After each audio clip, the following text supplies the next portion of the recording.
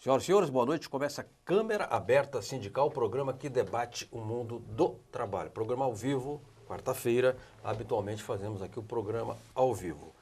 E como é tradição aqui, se é que podemos dizer que temos uma tradição, mas como já é costume aqui no Câmara Aberta Sindical, todo ano por volta do aniversário do golpe, a gente não comemora, mas a gente debate, né, o que aconteceu, enfoca, né, o que foi o golpe e as consequências para o Brasil, para os trabalhadores e o movimento sindical. Hoje não será diferente.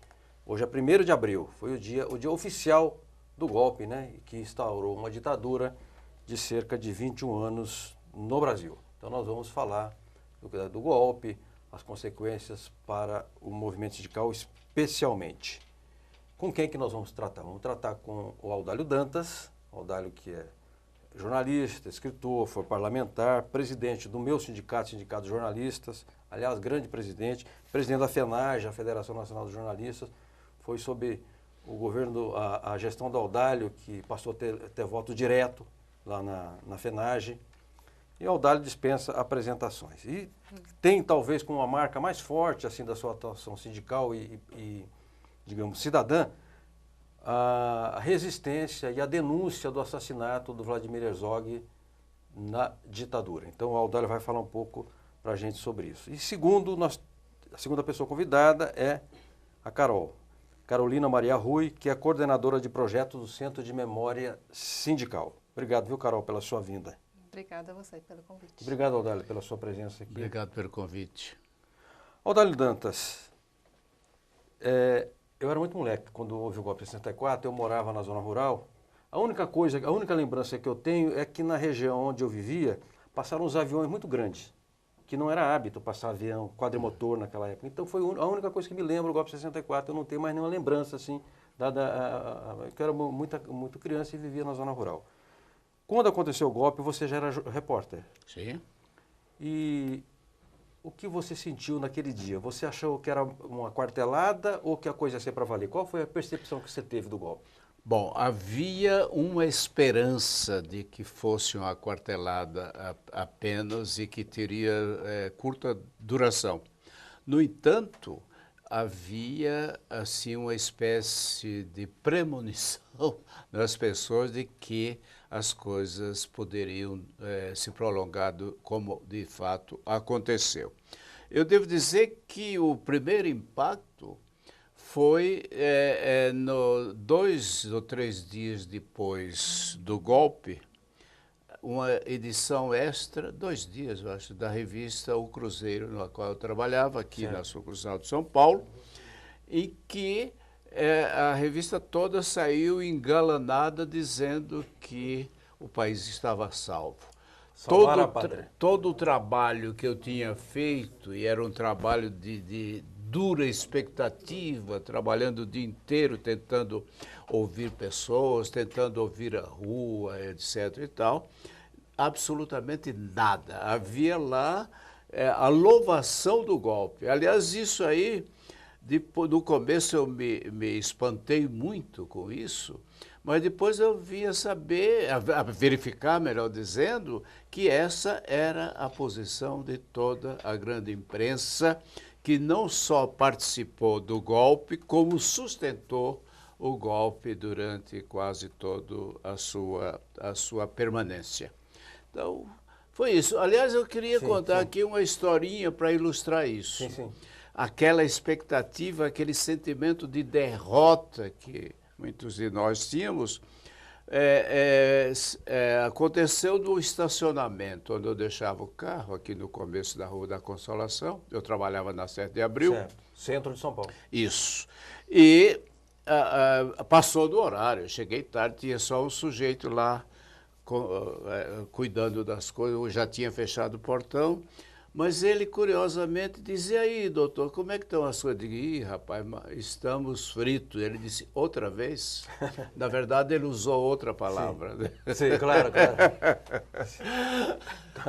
Audálio, o nosso sindicato de jornalistas, que posição adotou perante o golpe? Olha, o sindicato de jornalistas... Em 64, em 1º de abril de 64. Não, o sindicato de jornalistas silenciou. assim como a maioria dos sindicatos. O movimento sindical logo foi instrumentalizado pelo governo. Instrumentalização, foi dominado, botado em silêncio. E o sindicato de jornalistas não foi exceção.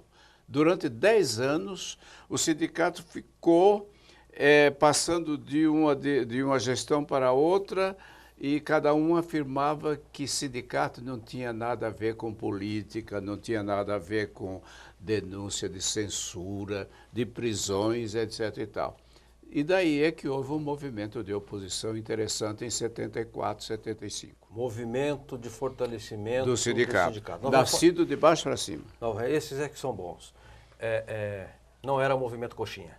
Nós vamos falar daqui a pouco sobre essa fabulosa, heróica, importante trajetória do sindicato, retomada do sindicato pelos seus verdadeiros donos, que são os jornalistas, os associados à base, né? O reportariado, como naquela época tinha muito repórter, hoje já é bem diferente. Carolina, você coordena projetos do Centro de Memória Sindical. Eu, sempre que posso, entro lá no site do Centro de Memória Sindical e me informo. Você tem feito um trabalho aqui no Jornal da Força Sindical. Esse aqui é um jornal de 2014, portanto há quase um ano. E sempre na última página, que é evidentemente uma página nobre da publicação, você faz um texto de um caráter histórico. Por exemplo, esse aqui diz, eu peguei aleatoriamente aqui, hein? Ditadura militar, o início da decadência. Desde o golpe de 64, o governo militar foi permeado por uma tensão entre duas visões hegemônicas acerca da política nacional. Tanto que, quando o general Ernesto Geisel assumiu a presidência em março de 74, sinalizando um relativo afrouxamento político, expoentes da chamada linha dura do regime ficaram contrariados. Então, eu queria registrar, porque depois eu quero falar sobre a importância de nós contarmos a história. O Audálio falou em intervenção sindical. Como é que foi o impacto imediato da ditadura no movimento sindical brasileiro, sobretudo no movimento urbano aqui das grandes cidades? Então, primeiro deixa eu só falar, a gente faz essa coluna desde 2007, eu acho, já faz um tempão, assim, com o apoio Bacana. E é mensal? Sempre Toda tem o edição. Jornal da Força, sai, é mensal, teoricamente. Tá. Mas costuma ser mensal, sim. Enfim, a sua pergunta é a seguinte, o ano passado a gente trabalhou muito na Comissão da Verdade, né? A gente participou do grupo de trabalho dos sindicalistas que compunha a Comissão da Verdade.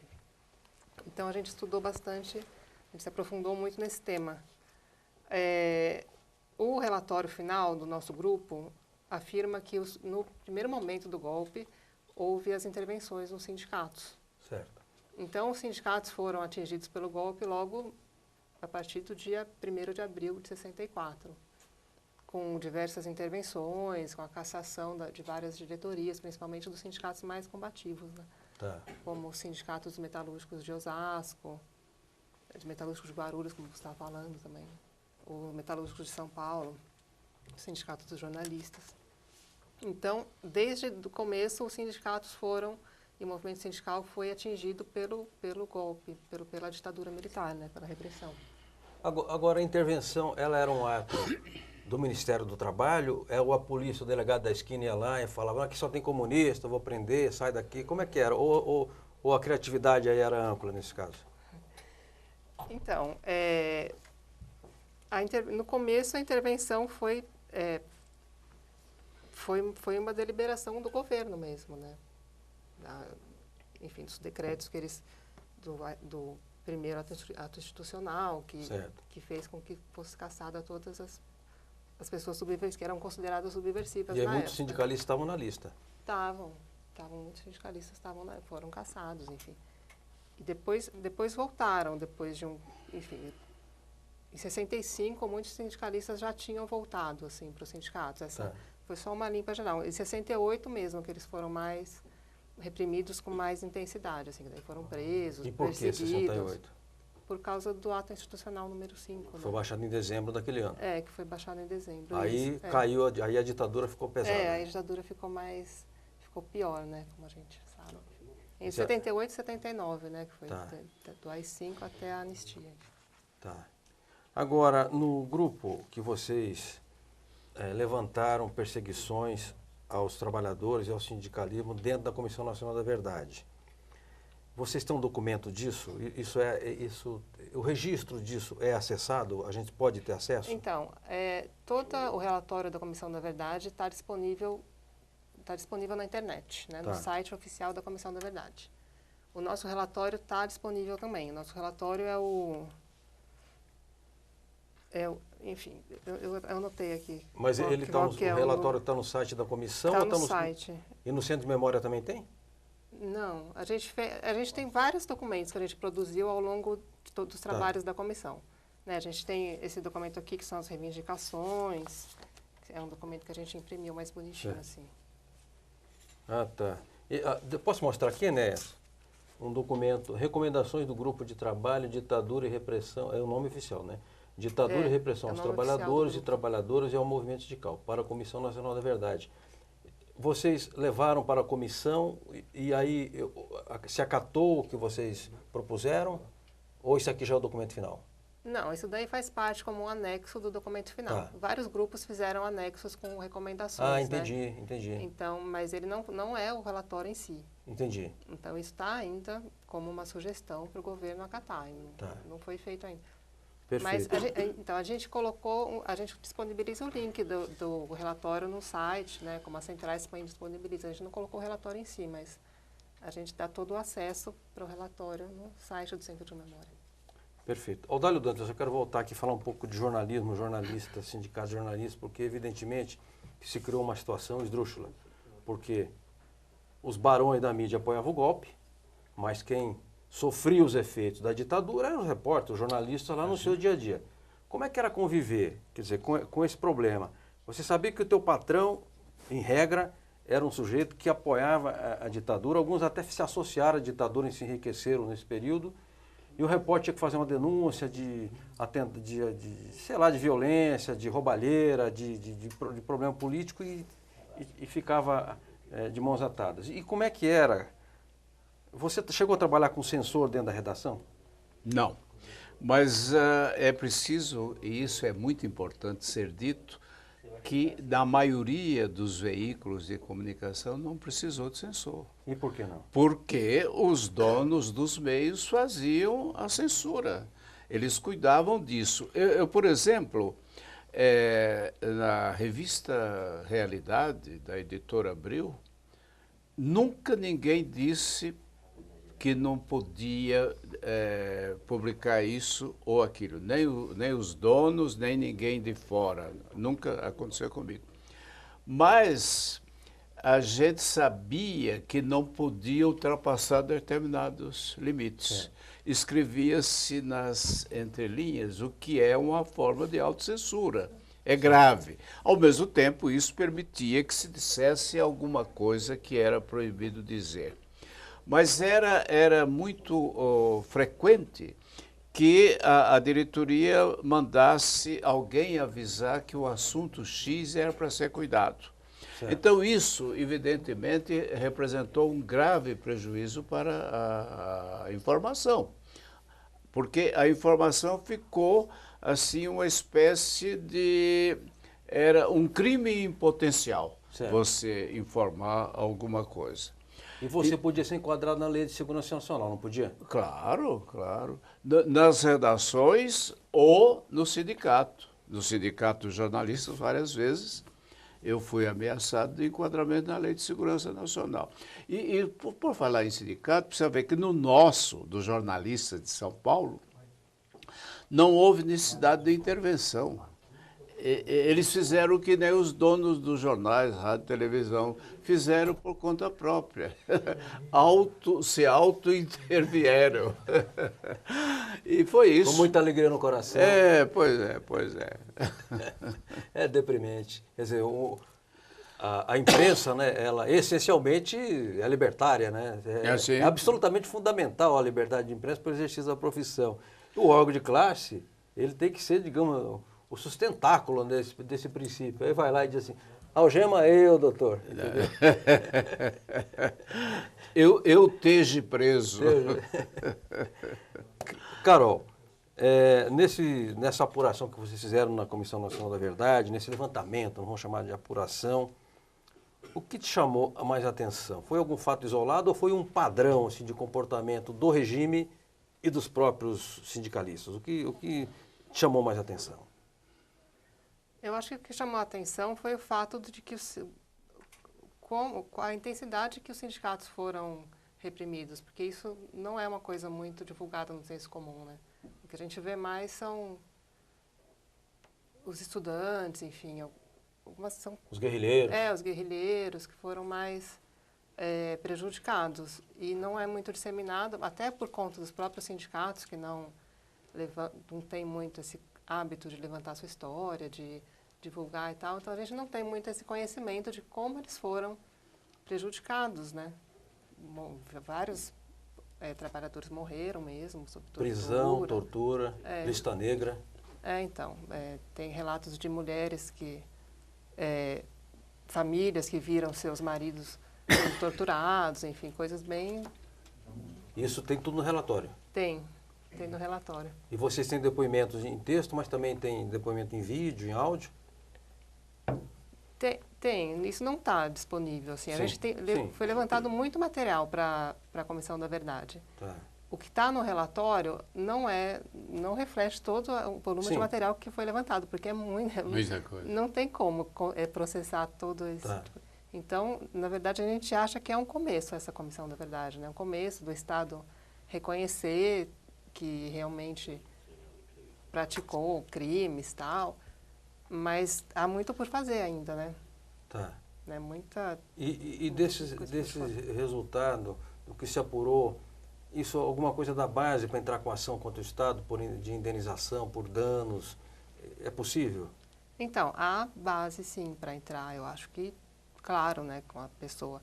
A família do Manuel Filho, por exemplo. Que era metalúrgico aqui de São Paulo. Que era um metalúrgico de São Paulo e que morreu sob tortura, né, como a família do Vladimir Herzog e tal. Eles têm todo o subsídio para entrar com uma ação contra o Estado. Mas isso não é, a Comissão da Verdade não cabe a ela fazer isso, é só dar o conhecimento, levantar a informação. Tá, quer dizer, não é essa a sua função, né? Sim, não. Agora, você considera que o saldo valeu a pena? As horas, os dias, as noites? Não, valeu muito a pena. Acho que é fundamental que o Brasil faça isso, né? Faça se dedique a essa busca, né? Perfeito. Muito bem, hoje, 1º de abril, nós estamos aqui falando do golpe de 64, os seus efeitos no sindicalismo, no mundo do trabalho e na sociedade, também na imprensa, né? Já que temos aqui um expoente da imprensa brasileira, que é o Audálio Dantas. Ao 15º, 16º minuto do programa, Audálio e Carolina, a gente tem aqui uma sessão chamada Na Linha, que entra sempre um dirigente e dá um recado rápido pelo telefone. Queria chamar o Na Linha, que nós vamos falar com o Josinaldo José de Barros, cabeça, o mais novo cidadão guarulhense. Vamos lá?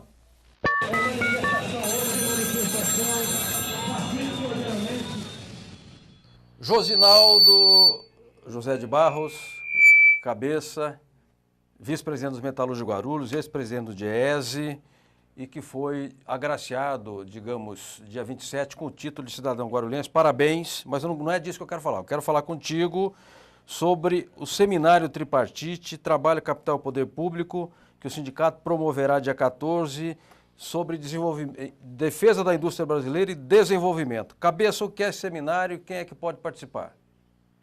Olá, João. Primeiro eu quero mandar um abraço aí para você, para o Audálio, essa grande figura, né, que tanto nos honra com a sua história e também a companheira aí do Centro de Memória Sindical.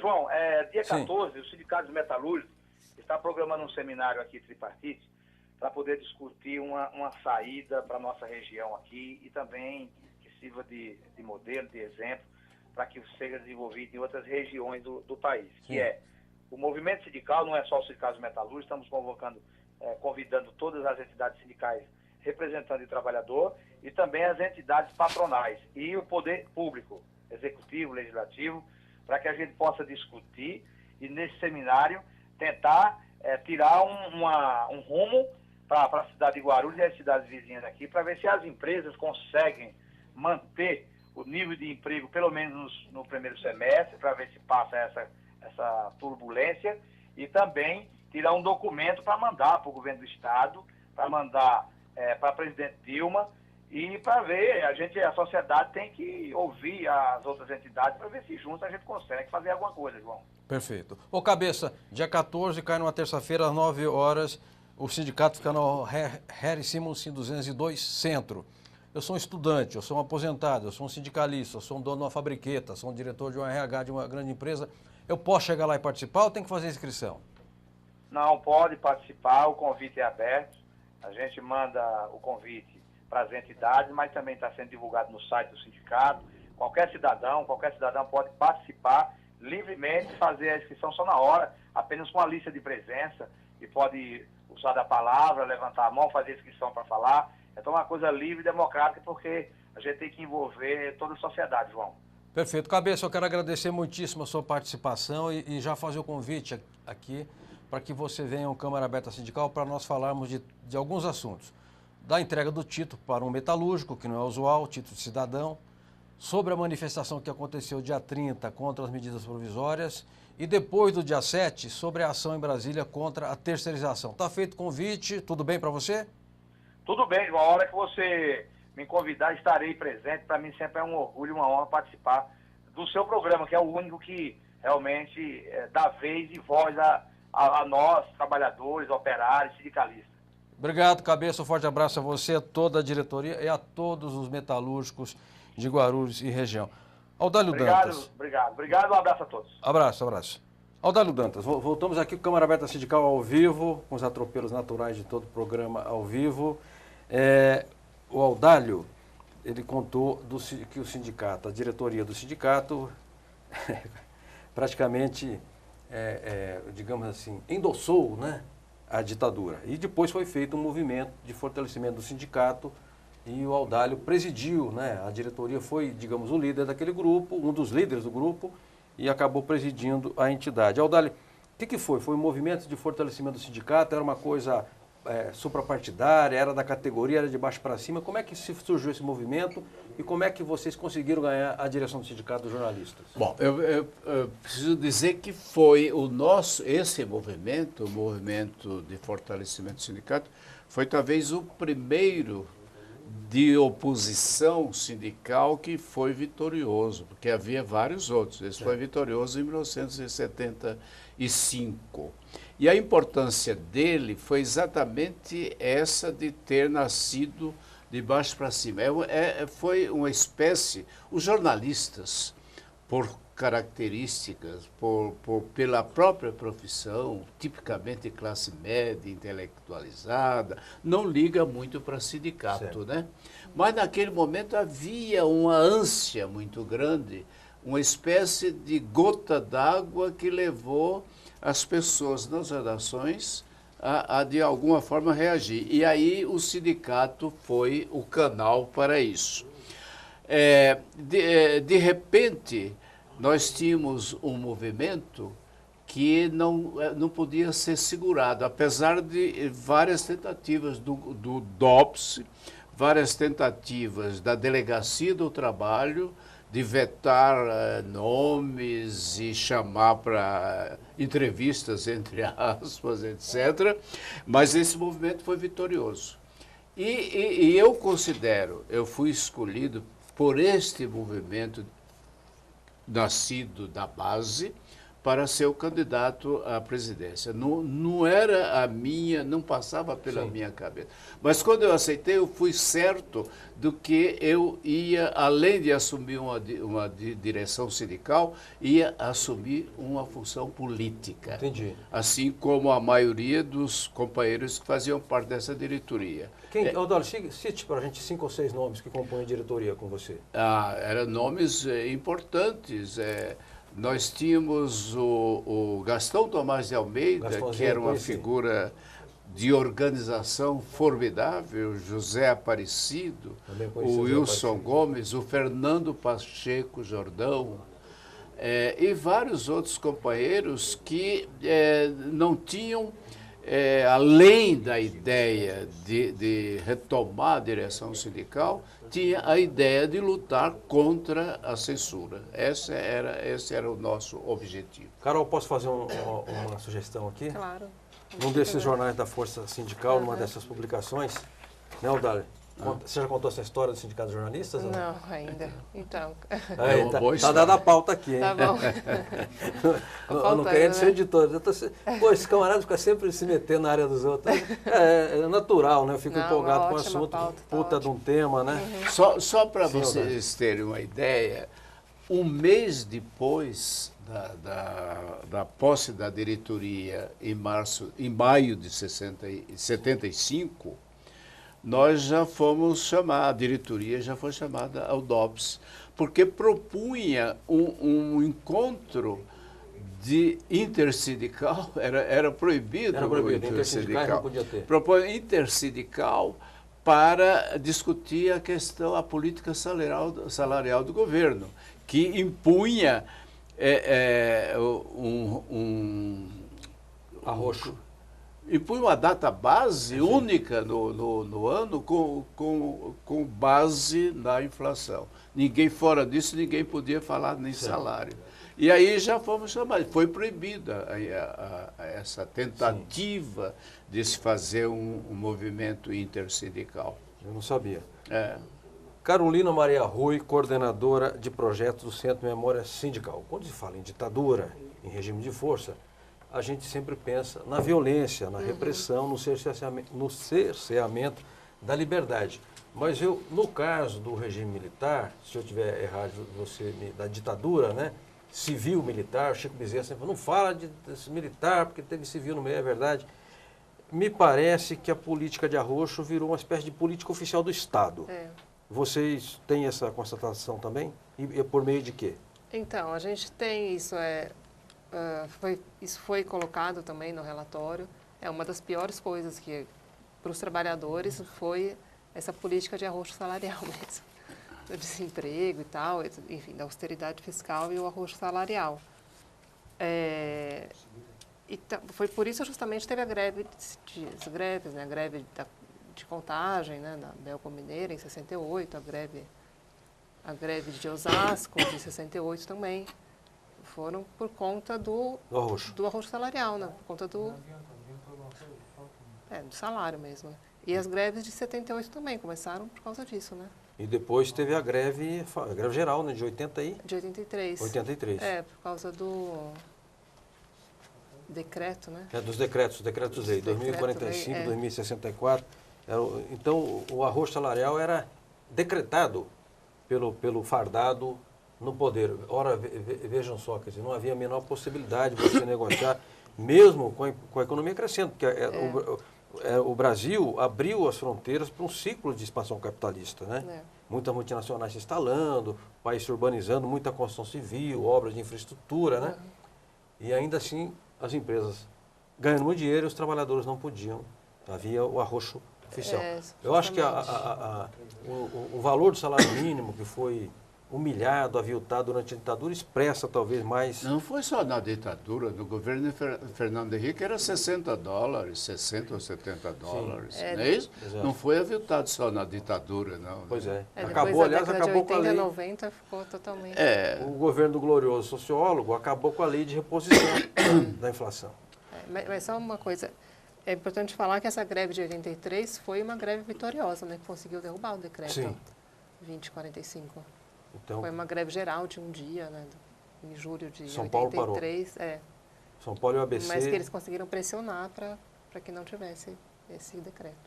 Quer dizer, não foi uma greve só, digamos, de contestação, ela teve um resultado efetivo. Teve. Eu tenho hoje aqui, por coincidência, o jornal do ABC, Diário do Grande ABC, que traz a seguinte matéria: greve de 1º de abril completa 35 anos. Movimento de 41 dias teve Lula preso e briga de sindicalistas contra a ditadura militar. E tem uma foto aqui mostrando o Lula falando aqui ao microfone, se preparando para falar, e quero crer que ao lado dele, esse de bigode aqui, seja o Djalma Bom, que era lá um dos companheiros, né? Me parece que é ele, sim. Vou até deixar aqui para a Carol, caso ela queira incorporar lá o Centro de Memória Sindical. Audálio, já está em pergunta de telespectadores, mas eu quero aqui avançar algumas coisas. Em maio de 75, você... Tomamos posse. Um pouco mais jovem do que hoje, que você continua jovem. Ligeiramente. Continua jovem. Assumiram lá, você e os colegas assumiram a direção do sindicato. Em outubro daquele ano, teve o assassinato do Vladimir Herzog. Ele, por suposta ligação com o Partido Comunista Brasileiro, que estava na clandestinidade, ele foi chamado lá para depor no DOPS e depois se descobriu... No DOI-CODE. No DOI-CODE, lá na Rua Tutóia, e foi assassinado. O regime tentou dizer que... Aliás, disse que tinha sido suicídio. O Herr Shibata fez o laudo falsificado, um médico legista, atestando o suicídio, mas o sindicato contestou. Desde o primeiro momento. E parece que 1.000 e poucos jornalistas tiveram a coragem de assinar. Conta como é que foi esse episódio, como é que vocês romperam o cerco do silêncio? É longo. Primeiro, o problema não começou em outubro de 75, quando o Vlado foi assassinado. Começou em julho de 75, quando pela primeira vez eu, como presidente do Sindicato dos Jornalistas, fui convocado ao 2º Exército pelo próprio comandante, em função, naturalmente, de toda a movimentação no sindicato. E ele me dizia, ao me receber até com muita gentileza, dizia que, olha, o senhor precisa entender que nós estamos numa guerra. E realmente estávamos numa guerra.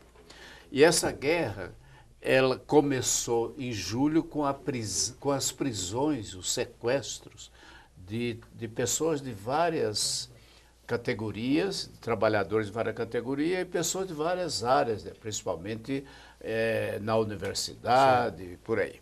Bom, quando foi em outubro, a onda de prisões ilegais, todas, chegou aos jornalistas. No primeiro dia de outubro. Muita gente pensa que a movimentação do sindicato foi só a partir da morte do Vlado. Não. Já antes e no dia 1º de outubro, no dia 5, quando prenderam o primeiro jornalista, o nosso companheiro Sérgio Gomes da Silva, o Serjão, o mais torturado de todos aqueles, porque foram 11 jornalistas antes do Vlado. Certo. Todos eles torturados, etc. O Conder também, o Rodolfo Conder. O Conder, que morreu recentemente, foi, aliás, o único dos 11 que morreu, e o Vlado que foi sob tortura. Bom, aí o sindicato começou a se manifestar, denunciando as prisões como ilegais. E para quem vocês denunciavam se havia censura na imprensa? Aí é que está. Aliás, essa pergunta é curiosa, não me fizeram antes. Para quem denunciar? Primeiro, a gente denunciava a própria categoria nas reuniões do sindicato. E segundo, mandávamos sistematicamente comunicados às redações. E algumas publicavam. Olha. Algumas, principalmente o Grupo Estado, que era o jornal mais conservador, era e é o jornal mais conservador. Outros fingem que não são conservadores. Mas o Estadão tinha sido liberado da censura em janeiro. O Estadão e o Jornal da Tarde. E esses publicavam além dos comunicados. Publicavam matérias. E assim, cada prisão, um comunicado, cada prisão, um registro no jornal. E isso foi crescendo, que quando chegou o caso Vlado, na minha interpretação, aquilo lá, porque havia a cisão dentro do regime, havia isso que você se referiu no início, da linha dura. Havia a linha dura que se opunha à provável abertura, que era uma abertura estratégica, ou melhor, tática, no sentido da continuidade do regime. Aí houve essa reação muito forte e o governo Geisel acenou com a abertura política. E nesse processo todo, eles começaram a reagir dentro do porão, aqueles que eram contra a linha dura, a ultradireita militar, e nesse processo é que eles pegaram. O Vlado, na minha interpretação, foi a propósito, para dizer, olha, nós estamos aqui. Muita gente acha que foi um acidente de percurso, coisa desse, um acidente de trabalho, melhor dizendo. Eles quiseram mandar um recado dizendo, nós estamos aqui. Assim como eles diziam, vamos pegar o governador, vamos pegar o cardeal e até o general Geisel. Eles diziam no DOI-CODE. Ou seja, existia a linha dura e a linha ainda mais dura. A linha mais super dura. Perfeito. Olha, aqui recebemos com Alegria, uma manifestação do próprio Djalma Bom. Ai, que bom, falando que é ele mesmo na foto. Parabéns a Carol e ao Audálio pelo programa. A classe trabalhadora foi uma das maiores vítimas da ditadura militar de 64. É uma data que tem de ser sempre lembrada. Bom, então eu quero deixar com você. Nós temos agora um intervalo. Tá? Então eu queria pedir licença ao Audálio e a Carol. O Audálio Dantas, jornalista, escritor, presidente do meu sindicato de jornalistas, da FENAGE, a federação, deputado. Aliás, deputado... É sacanagem. O Audálio é deputado que ficou pobre. Ele não, é coisa rara, tá? Não tem, hoje em dia não tem mais isso, tá? Pouco que eu tinha se foi. Igual o Lívio Dutra, né, que saiu do governo do Rio Grande do Sul e voltou a trabalhar Aliás, de na ônibus, última né? greve dos metalúrgicos, você acha onde eu estava? Eu não estava na Câmara, no plenário, eu estava em São Bernardo. Tá vendo? Eu e vários outros companheiros. Perfeito. Carol, nós vamos fazer a Carolina Maria Rui, coordenadora de projeto Centro de Memória Sindical. Fazemos um intervalo, com conteúdo sempre voltado ao movimento sindical e voltamos daqui a 3 minutos, ok? Até já. A FEComerciários, formada por 68 sindicatos filiados no estado de São Paulo, representando 2,5 milhões de comerciários, apresenta Momento FEComerciários.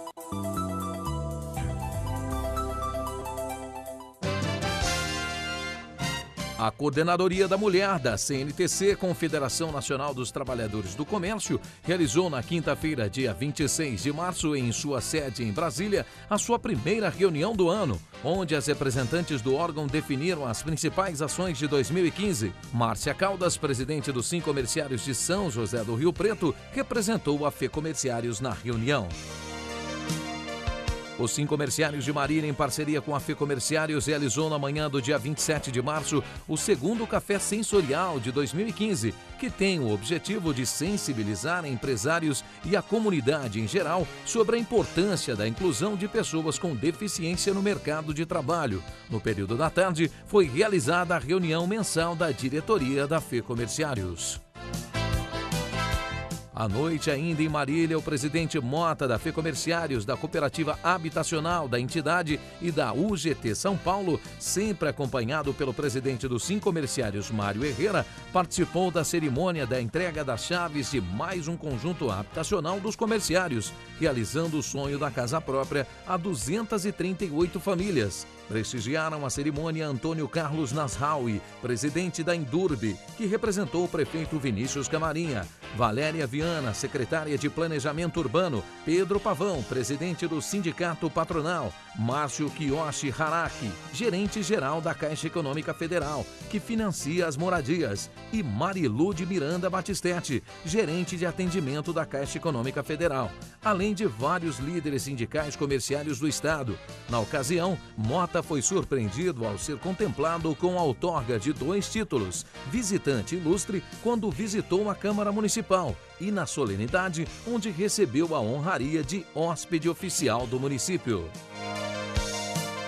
Ainda sobre honraria, Mota vai ser homenageado pela Câmara Municipal de Matão com o título de cidadão matonense. Em sessão realizada segunda-feira, dia 30 de março, vereadores aprovaram o projeto de decreto legislativo de autoria do vereador diácono Sérgio Renato Broncheto, que concede a honraria. A homenagem será feita a Mota devido às inúmeras ações sindicais que ele vem realizando em Matão.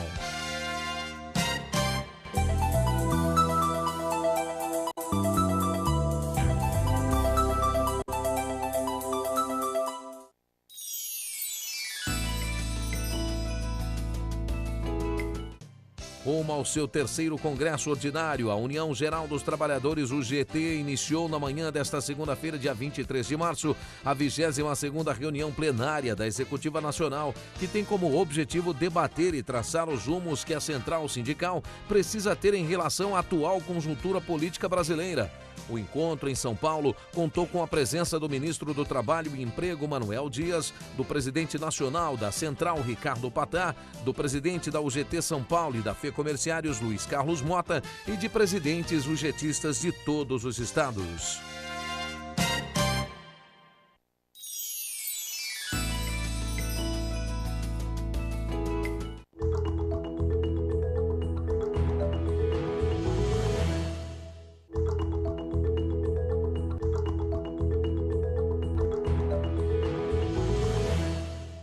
Nós brasileiros, nós somos muito piniquim. A gente acha que as coisas que a gente faz no Brasil é muito pequena. Quando a gente sai lá do Brasil e vem aqui para fora, a gente vê como o Brasil é grande, como o movimento sindical brasileiro é grande e como as ações nossas são importantes. Esses 2 dias que nós tivemos aqui, trocando informações com o CEIU, foi muito importante para a nossa experiência e passar que o Brasil não é simplesmente um parceiro informal, mas um parceiro importante nesse processo da globalização, dos direitos dos trabalhadores e das conquistas dos nossos trabalhadores. Nós estamos de parabéns, o Brasil está de parabéns, o movimento sindical brasileiro está de parabéns.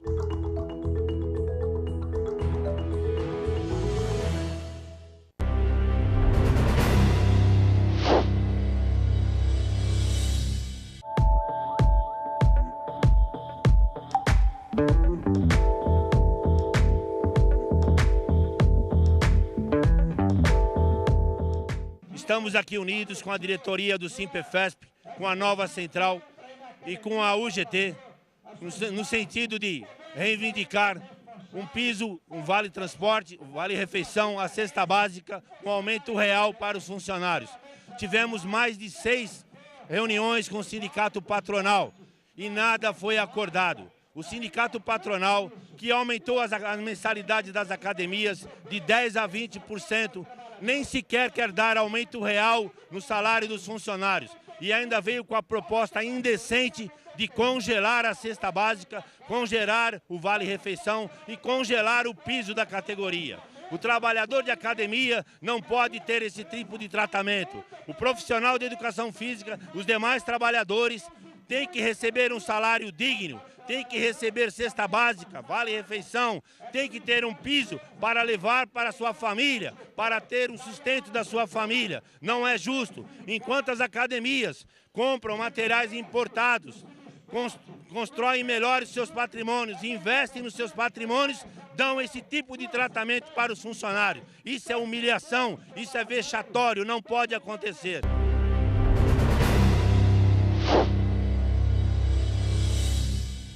Vocês viram aí o Wagner, diretor, parabeniza o Sindisporte, as outras entidades que lá estiveram, fazendo manifestação nas academias. Tem academia cuja anuidade é R$10 mil e ela paga piso de R$920. E a classe patronal brasileira demonstra o seu caráter quando diz, não estou dizendo que é toda a classe, evidentemente, esse segmento, congelar a cesta básica. Eu considero isso uma maldade. Como congelar a cesta básica? Como é que é, cara pálida? Congelar a cesta básica? Então nós temos aqui, o sindicato tem a nossa solidariedade e tem que ir para cima dessas academias de bacana, de gente bombada, de coxinha, porque na hora de cobrar, eles cobram absurdo nas mensalidades e querem pagar um salário de fome para os trabalhadores. Isso não é justo e tem que ir para cima, tem que se mobilizar e tem que denunciar. E aqui no Câmara Aberta terão sempre espaço e solidariedade para essas lutas. Audálio Dantas, eu queria passar algumas perguntas. Eu vou fazer 2 ou 3 perguntas hoje, porque o programa é mais denso, nós estamos falando da ditadura, hoje é dia 1º de abril. Eu queria passar uma pergunta da Fátima, da Liberdade. Durante o regime militar, o momento mais trágico foi no governo Médici, e nessa época o chefe de redação da revista Veja, que sempre apoiou o regime militar, era o Mino Carta. Você se lembra? Claro. Claro. Alguma insinuação sobre o período Médici foi o mais difícil, foi o mais duro, o mais criminoso da ditadura militar, mais assassino. E o Mino Carta, como outros jornalistas, fazia o possível dentro daquele quadro, nas suas redações. A revista Veja era supervisada até pela circulação que tinha, e a revista Veja era bem diferente do que é hoje. Hoje a revista Veja é um editorial semanal, né? Sim. No pior sentido. E o Mino Carta teve da revista Veja, se empenhou, por exemplo, em matérias como a denúncia da censura, da tortura, numa matéria que ficou histórica, feita pelo Raimundo Pereira. Então, isso aí é uma pequena intriga. E no episódio Vlado Herzog, o papel do Mino foi muito importante. Ele foi um dos primeiros a chegar ao sindicato e foi um dos primeiros a receber uma missão do cardeal Dom Paulo Evaristo Soares para tentar, porque ainda não se sabia da morte, mas se sabia da prisão, tentar evitar alguma coisa pior, que foi impossível. Então você acabou de dizer que o Mino não se omitiu. Sem dúvida, eu acho que não. Acho que não se omitiu. Perfeito. Carol, quero voltar aqui um pouco ao seu trabalho no Centro de Memória Sindical, e aí esse trabalho específico que você faz na contracapa da revista do jornal, né, da Força Sindical, de Memória Sindical. Você fala aqui do 1º de maio da Sé, na Praça da Sé, em 68. Acho que foi nesse que jogaram pedra lá no Abreu Sodré. Foi foi um ato, na verdade, é um ato Diz contra... que era o Abreu Sodré. Ao governador do estado, Governador nomeado. nomeado, governador, claro, da ditadura, portanto, interventor. Então, foi isso. O ano passado... O que aconteceu nesse? Por que é importante falar desse 1º de maio? É porque é 68 ou porque foi um 1º de maio diferente? Não, porque foi diferente. Na verdade, o ato do 1º de maio foi organizado pelo governo. Não foi um ato organizado pelos trabalhadores. Aí os trabalhadores Se insurgiram, né? Isso na verdade veio lá do MIA, né? Que era o Movimento Intersindical Anti-Arroxo. Sim, sim. E, enfim, MIA foi se dissolvendo e acabou que o resultado prático, concreto, foi a ação no 1º de maio de 68. Certo. Então, alguns sindicatos que eram mais radicais, assim, se uniram para promover esse boicote ao 1º de maio de São Paulo, organizado 1º de maio, Chapa Branca. pelo Estado, Então, tem os relatos de que eles se infiltraram no meio, todos armados, não com armas de fogo, mas sim. com pedaço de pau, pedra, enfim. Estilingue Bodoc. E daí armaram uma confusão e depois foram descendo até a Praça da República. Aí a cavalaria veio para cima e tal. Aí o Zequinha Barreto? De Osasco, né? De Osasco. Sim. Fez um discurso na Praça da República, enfim. Foi bem histórico. Assim. E, Carol, esse assunto, essa pauta, você mesmo decide lá na Força, se algum sindicato diz, teve uma história aqui, Ipatinga, explodiram, mataram muita gente lá em Ipatinga na época da construção da usina, depois até teve um monumento lá, explodiram o monumento. Até, se não me engano, quem fez o monumento lá é o Cassiporé, né? Até eu conheci ele quando ele dava aula no Mackenzie. Torres, um artista. Escultor. E sindicato tiver uma história boa, como é que faz? Se quiser contar. Os sindicatos podem sugerir, sim. A gente acha ótimo. Manda um e-mail lá para você? Pode mandar para o meu e-mail. Para a Força também, podem sugerir. Em geral, a gente mesmo pesquisa e propõe o tema e faz. Certo. O ano passado, como teve 50 anos da ditadura, a gente fez uma série, né? Esse do 1º de maio, por exemplo. A gente fez uma série de artigos sobre esse tema. Perfeito. Olha, ok, então agora você tem um e-mail, um telefone, como é que faz o contato com você? Qual que é o seu e-mail? Você pode passar aqui pra gente? Posso. Meu e-mail é carolrui, com Y no final, @gmail.com. carolrui, com Y, @gmail.com. Isso. E o telefone do Centro de Memória é 11 3227 4410. Repetindo. 11 3227 4410. Audálio e Carol, já tem perguntas aqui. Então tem provocação. Cabeludas. É bom que aconteça isso. Cabeludas. Aqui, ó. Mas não vamos responder não, porque senão não dá tempo aqui. Vocês me desculpem, o câmera aberta, hoje será câmera fechada. Gilberto de Itaú, quando se fala em comunistas, é sempre oportuno relembrar que a então União Soviética foi o 5º país a reconhecer o novo regime de 31 de março. Bom, aqui ninguém de nós aqui defendeu a União Soviética, não é o caso. É outra discussão. Helena de Pinheiros, o seu grupo apoiou a greve de abril de 79, eu participei, tomei um sereno, estava um frio desgraçado, foi maio de 79, que também serviu para mostrar aos patrões da mídia que os seus órgãos de imprensa podiam trabalhar com menos jornalistas. Aí, está perguntando. Essa tem razão, né?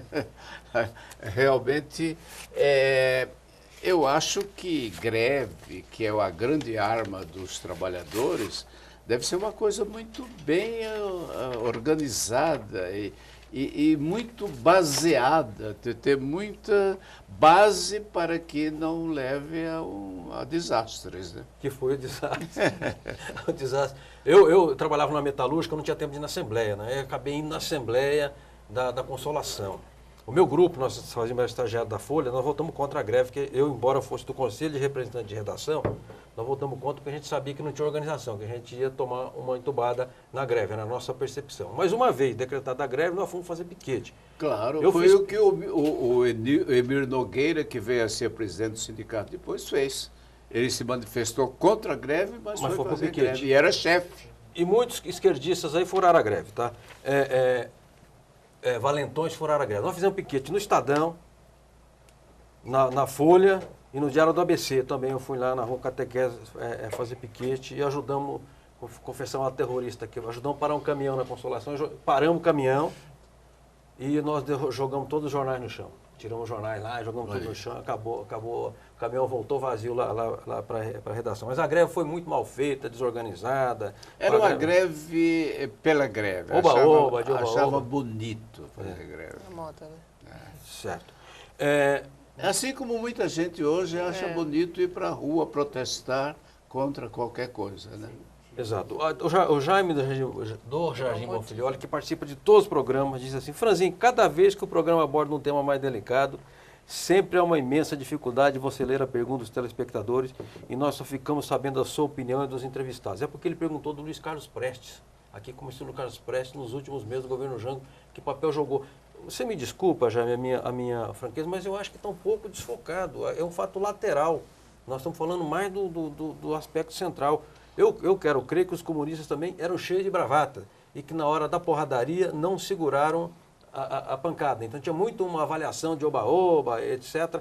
Quero crer, não sei. Mas depois, na resistência à ditadura, o Partido Comunista adotou a linha certa, que era assim, sem esse negócio de foquismo, de guerrilha, que nós vamos ser derrotados. Ou é frente ampla, ou a gente não derrota a ditadura. E aí eu acho que o PCB fez o papel certo. Eu não sei que papel que o Prestes jogou, porque eu não sou historiador. Eu queria chamar aqui uma reportagem, em todo o programa, a gente tem uma externa, Audálio e Carol, de uma pessoa que tem tudo a ver com o que nós estamos falando hoje, que é o José Ibrahim. José Ibrahim, que foi líder da greve lá, um dos líderes da greve de Osasco, na greve de 68, que gerou intervenção no sindicato. É uma história bastante conhecida por quem é do meio sindical. E por que a matéria com o José Ibrahim? Primeiro, para homenagear uma pessoa que foi vítima da ditadura. E segundo, que foi a última entrevista que o Zé gravou para uma emissora de TV, eu fiz. E por coincidência do destino, foi no dia do lançamento do livro do Audálio Dantas, no Sindicato dos Comerciários de São Paulo. Estavam juntos. Vamos à matéria com o Zé Ibrahim, grande figura que eu adorava.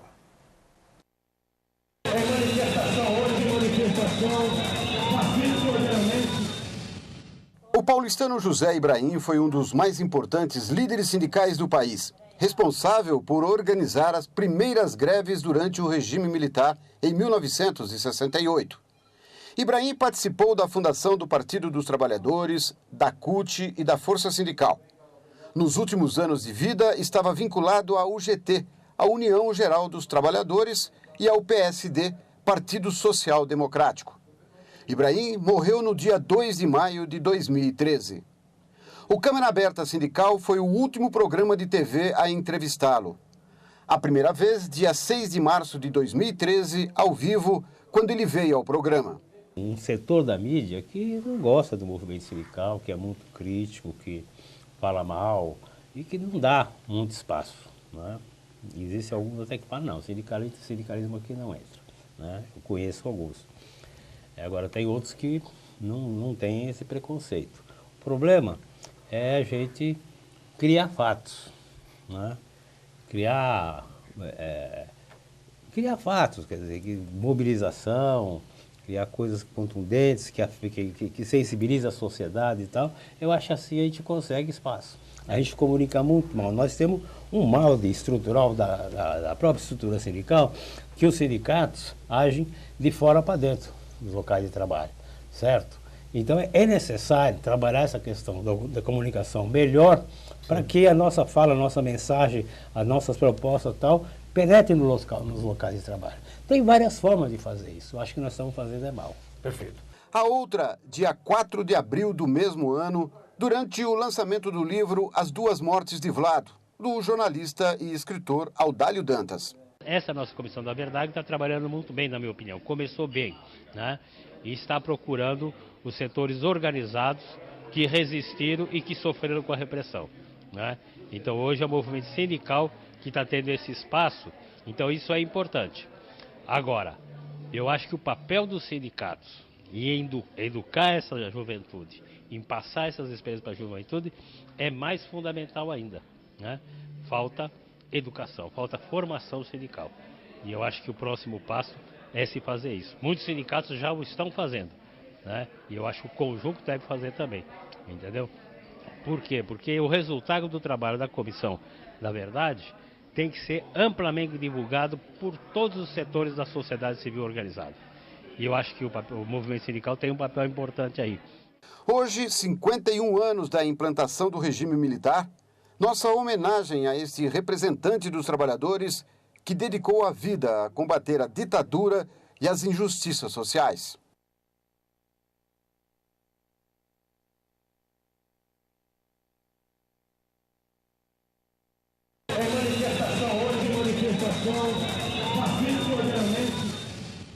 Bom, eu quero aproveitar, antes de retomar com a Carolina Maria Rui, coordenadora de projetos do Centro de Memória Sindical, e Audálio Dantas, jornalista, escritor, ex-presidente do meu sindicato, da minha federação, quero fazer alguns agradecimentos. Vocês viram no intervalo que passou um dirigente chamado Wagner, falando de uma manifestação numa academia. Essa manifestação foi hoje por volta das 7 da manhã. E o pessoal da agência sindical, e aí eu agradeço muito ao Cacá e ao Donizete, que se encontra aqui no estúdio, eles se dedicaram em conseguir editar a matéria para a gente colocar no ar. É uma coisa, é você fazer isso numa Record, numa Globo, que tem estrutura, numa microempresa que nem a agência, que trabalhamos lá em meia dúzia de gente trabalhando alucinadamente, é difícil. Então, bacana. E também agradecer ao Donizete e ao Edu pela edição da reportagem com o Zé Ibrahim e pelo off, pela narração muito bem feita pelo Donizete. Muitíssimo obrigado. Quem fez a cobertura hoje de imagens da manifestação das academias foi o Esdras, meu camarada, Esdras Cassiano, vascaíno, de Quatro Costados, amigo do Eurico Miranda, e também o Fabinho, que é repórter fotográfico. Obrigado, viu, Fabinho? Obrigado, Esdras, por vocês terem nos ajudado. Carol, disse aí o Zé Ibrahim, lúcido, né, politizado, cara do bem, que precisava dar ampla repercussão à Comissão Nacional da Verdade. E eu te digo mais, é preciso contar e recontar a história para os jovens trabalhadores. Como é que a gente pode fazer isso? O Jornal do Sindicato, são sites, são debates em escolas, o que você acha? Então, primeiro eu queria falar assim, que o Ibrahim foi um dos que propôs que tivesse esse grupo de trabalho dos sindicalistas na Comissão da Verdade, porque não tinha, né? O grupo foi criado um ano depois de ser fundada a comissão. Quer dizer, originalmente não tinha o grupo. E ele era um dos mais atuantes, assim, na Comissão da Verdade. Bom, respondendo a sua pergunta, eu acho que isso daí é, na verdade, um dos maiores desafios que a gente tem, né? A gente tem que usar todos os meios possíveis, né? Os sites, né? Dos sindicatos, das centrais e das instituições que têm a ver com os sindicatos, né? Tipo o Centro de Memória. Também a gente tem uma inserção bem grande nas redes sociais, a gente interage muito com as pessoas, enfim. E não sei, o ideal é que a gente consiga entrar nas escolas mesmo, sim. Né? Nas grades curriculares, enfim. Como matérias mesmo. Como matéria transversal, ou ter algum diálogo com as escolas, né? Tá. Isso é um ideal ainda, não é uma coisa que existe na prática. Também não depende só da gente. Né? Audálio Dantas, os meninos ficam mostrando umas plaquinhas com os minutos. Eu queria, antes de encerrar o programa, que você fizesse um paralelo entre o que houve em 64 e essa histeria que está hoje na mídia, em certo setor da sociedade brasileira. Tem paralelo em 64? Como é que você está vendo essas manifestações atuais? Bom, primeiro, a minha observação, desde o movimento de 2013, é que essas manifestações são sem rumo, elas não têm rumo. E elas são produto de uma tendência, infelizmente, cada vez mais presente de conservadorismo e de ignorância histórica. Essas pessoas não têm consciência do que tenha sido uma ditadura, o que tenha sido o processo que trouxe um atraso imenso para esse país, além de ter custado centenas de vidas, não é isso? E quando se vai à rua e se pede, claro que não é todo mundo, mas se pede a volta da ditadura, essas pessoas não têm absolutamente, por ignorância ou por má fé, não têm a lembrança de que elas estão na rua porque foi possível uma Constituição em 88 que garantiu a plena liberdade de expressão, de manifestação, etc. E isso custou muitas vidas. Portanto, é fácil você chegar, eu estou protestando contra tudo que está aí. O que é que está aí? A redução da idade para penal? O que é que está aí? Os golpes dos grandes bancos que sonegam imposto, como é o caso do Santander, como é o caso do Bradesco. É contra isso que esse pessoal está na rua? Ou é contra os caras que continuam botando gravata e roubando o erário público, mas que não são denunciados? Os que estão sendo denunciados são graças à democracia que nós estamos vivendo hoje, porque durante a ditadura eles não eram denunciados. Essa é a questão. Então, essa ignorância e essa tendência, em muitos casos, tendência fascista de certas manifestações, precisam ser discutidas, cada vez mais discutidas. E só se pode discutir porque tem liberdade. Claro, claro. Perfeito. Audálio Dantas, muitíssimo obrigado, meu amigo jornalista, escritor, pessoa que nós temos, por quem temos um enorme respeito, um extraordinário brasileiro. Obrigado. Maria Carolina Maria Rui, eu sempre inverto aqui o seu nome. Você tem feito um trabalho muito bonito e louvável no Centro de Memória Sindical. Que bacana, então as histórias se cruzando. Se cruzando. Completaria 100 anos agora, em 2014, a Carolina centenário. de Jesus. Quarto de Despejo, livro famoso, com a Audália que descobriu a mulher na favela aqui do Canindé.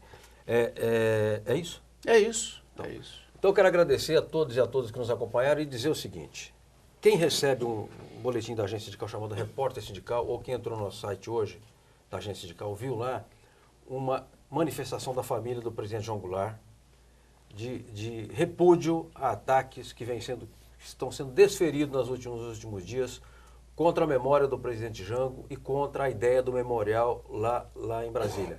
Eu não sei se o memorial é bom ou ruim, mas se tem do JK, por que não pode ter do Jango? Claro. Se tem lá do Índio, por que não pode ter do João Goulart, no mesmo eixo monumental? Tem, inclusive, seu Audálio e Carol, interesses da especulação imobiliária contra a construção lá do memorial. Então nós utilizamos nossos próprios recursos para dar voz e expressão para a família do presidente, para dizer, respeita a história de um brasileiro decente, não era um vagabundo, um desqualificado, era um sujeito de bem, um progressista, um nacionalista, um patriota, respeite o João Goulart, respeite a história do Brasil e respeite o direito da família, dos simpatizantes, fazerem um memorial, porque ele tem história para contar. Não é um sujeito que caiu de paraquedas na política brasileira, então é preciso que... Porque os coxinhas que vão fazer manifestação dia 12 estão dizendo que vão invadir lá a área do memorial. Então já disse... Isso é fascismo. Pois é. Por que não? Por que essa manifestação e não a outra da homenagem? Por quê? Então, parado aí, respeito é bom e a gente gosta, ok? Quarta-feira que vem, Câmara Aberta Sindical, Antônio Augusto Queiroz, Toninho do Diap, para falar sobre terceirização, um assunto muito complicado que nós vamos colocar aqui na roda do debate. Aí o Jaime poderá fazer a sua pergunta, o Nildo Nogueira e todos. Eu peço desculpa por não ter colocado algumas perguntas aqui, ok? Obrigado, até quarta-feira que vem. Este programa tem o apoio da TV Interação, Associação Vida e Trabalho e da Ordem dos Advogados do Brasil, Seção São Paulo.